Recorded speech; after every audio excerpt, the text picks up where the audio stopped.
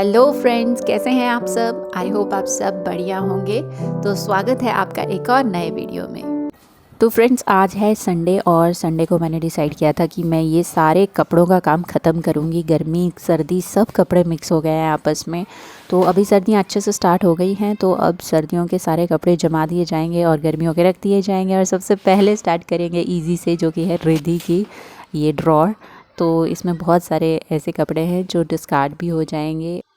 ये ड्राइंग बनाई है ऋषि ने, और ऋषि जो भी ड्राइंग बनाती है कहीं ना कहीं घर में चिपका देती है। तो आज ये वाली जो कबर्ड है ना, वो भी मैं साफ़ करने वाली हूँ। और इसमें से बहुत ऐसा सामान निकलता है जो अनएक्सपेक्टेड होता है, और बीच में हमारे छोटे छोटे हेल्पर भी आ जाते हैं अपने काम करने, डिस्ट्रैक्ट करने मम्मा को अपने क्यूटनेस से। तो इन्हीं के साथ अब काम किया जाएगा जितना हो सकता है। रिद्धि के कपड़ों को मैंने 3 सेक्शन में डिवाइड किया है। एक कपड़े जो घर पे पहने जाते हैं और वो इतने गंदे हो जाते हैं कि उनके दाग जो होते हैं वो भी नहीं जाते हैं। सेकंड, जो सोसाइटी में कभी नीचे खेलने ले जाती हूँ उसे, वो वाले अलग काइंड के कपड़े। और तीसरे, जो एक्चुअल में हम कभी बाहर जाते हैं, घूमने जाते हैं, वो वाले कपड़े। और छोटे बच्चों का तो फ़ायदा भी रहता है, उनको अपने बड़े सिबलिंग्स जो होते हैं उनके कपड़े भी पहना दिए जाते हैं। तो रिद्धि के पास बेशुमार कपड़े हैं। रिद्धि के पास कुछ कपड़े तो इतने बड़े बड़े हैं जो उसे गिफ्ट्स में मिले हुए हैं, तो उन्हें मैं अलग से रख दूँगी, क्योंकि इस ड्रॉर में काफ़ी लिमिटेड स्पेस है।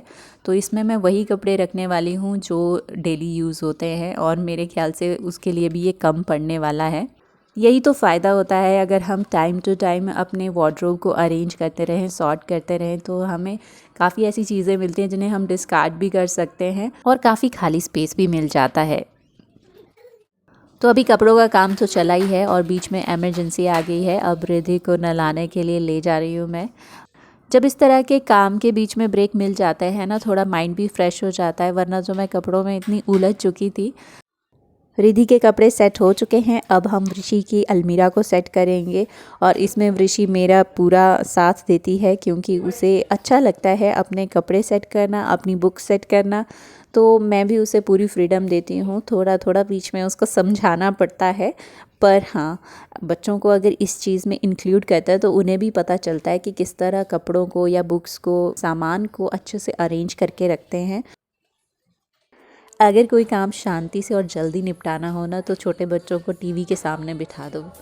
रिद्धि को नहाने के बाद मैंने कार्टून्स दे दिए थे देखने को, तभी तो उसके कपड़े भी अभी तक ठीक हैं। अदरवाइज़ कार्टून ना लगे हों तो ये सारे कपड़े उसी टाइम गंदे हो जाएं, और सारा घर का सामान भी इधर उधर मिलेगा।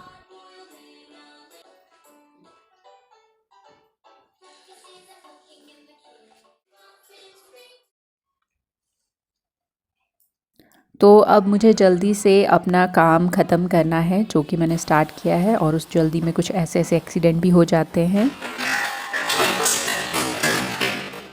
तो फ्रेंड्स, बड़े बड़े शहरों में ऐसे छोटे छोटे एक्सीडेंट्स होते रहते हैं, नेवर माइंड।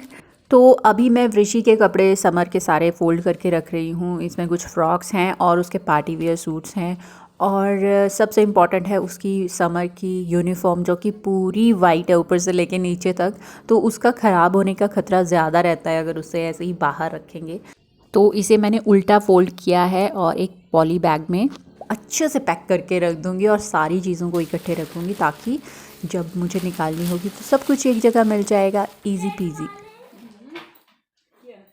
तो इतनी मेहनत के बाद रिद्धि और ऋषि के कपड़े रखे जा चुके हैं, बट मेरे और इनके पापा के कपड़े वैसे ही पड़े हुए हैं बेड पे, तो उनको मैं करूँगी बाद में सेट। अभी हम चलते हैं कहीं घूमने।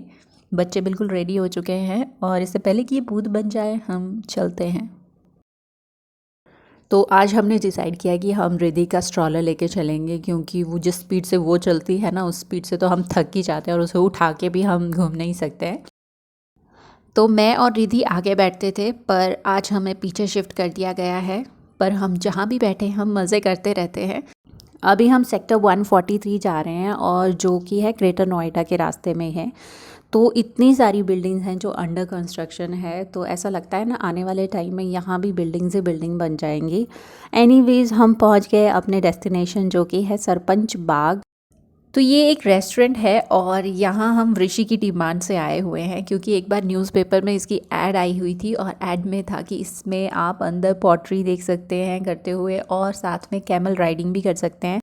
तो एंट्रेंस इनका ऐसे अलग से बनाया हुआ है और इतना अच्छा है कि आप खाना खाइए, फ़ोटो खींचिए बाहर आके, कोई भी नहीं है यहाँ डिस्टर्ब करने को। और अंदर जाके ही है जो रेस्टोरेंट एरिया है और बैठ के आप बाहर भी डाइनिंग कर सकते हैं। तो अभी हम अंदर जाके खाना खाएंगे क्योंकि बाहर जो है वो बुक हो चुका है और एक पार्टी के लिए भी ये बुक हुआ है। तो हमें अंदर ही जगह मिलेगी और हम अंदर आराम से खाएंगे और अंदर का एम्बियंस भी बहुत अच्छा है। तो अभी हमने खाना ऑर्डर कर दिया है और इसी बीच में जब खाना आएगा हम बाहर घूम के आते हैं। और मैं और ऋषि चले गए हैं घूमने के लिए। यहाँ छोटे छोटे ये हट्स बनाए हुए हैं तो इनमें भी बैठ के आराम से खाना खाया जा सकता है। ये एक्चुअली बुक है पहले से ही, तो हमें यहाँ कोई भी प्लेस नहीं मिला बाहर बैठ के खाने का। जैसे कई रेस्टोरेंट्स होते हैं ना, बड़ी बड़ी बिल्डिंग्स में होते हैं, मॉल्स में होते हैं, उनके कंपैरिजन में मुझे तो ये बहुत अच्छा लगा।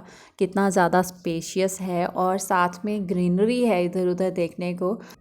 तो नेक्स्ट टाइम अब हम जब अगर आए इधर तो हम पहले से ही बुकिंग करवाएंगे और अच्छे से बाहर बैठ के हट में खाना खाएंगे।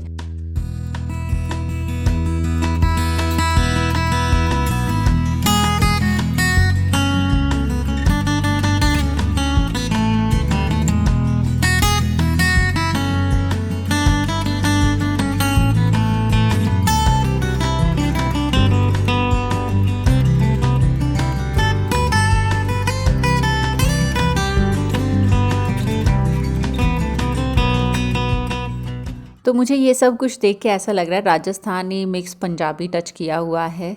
खटिया लगी हुई है और ट्रैक्टर भी है यहाँ पास में खड़ा किया हुआ है।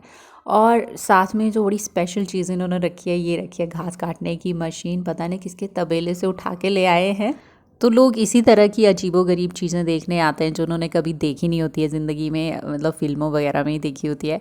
बट हमारे लिए तो ये सब चीज़ें बहुत दिल के करीब है। ये टोकरी हैं जिनको उल्टा करके इन्होंने लैंप बनाया हुआ है, तो ये पूरी थीम के साथ एकदम मैच कर रहा है और मुझे तो काफ़ी अच्छा लग रहा है।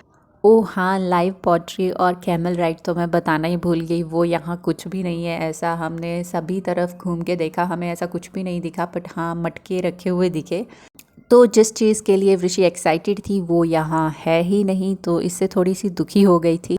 और हम पेरेंट्स, हम तो खाना खाने आए थे, हमारा हो गया, अब चलेंगे घर।